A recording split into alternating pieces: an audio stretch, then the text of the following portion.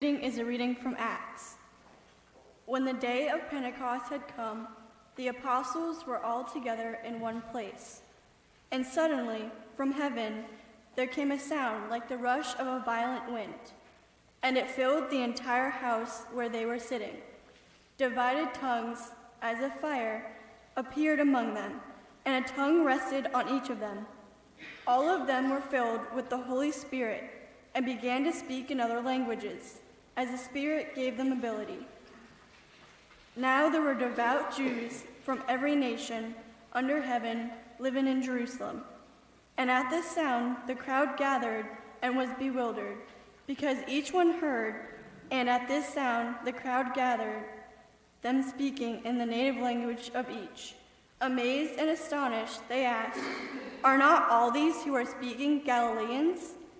And how is it that we hear, each of us in our own native language?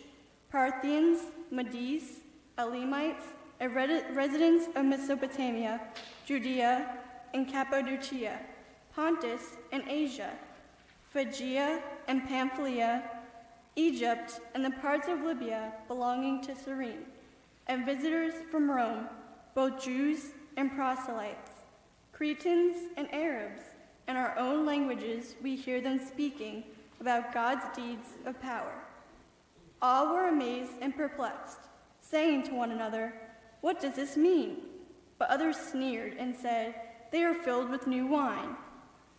But Peter, standing with the 11, raised his voice and addressed them, "Men of Judea, and all who live in Jerusalem, let this be known to you, and listen to what I say.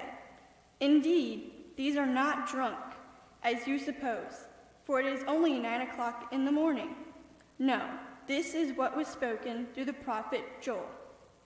In the days it will be, God declares, that I will pour out my Spirit upon all flesh, and your sons and your daughters shall prophesy, and your young men shall see visions, and your old men shall dream dreams.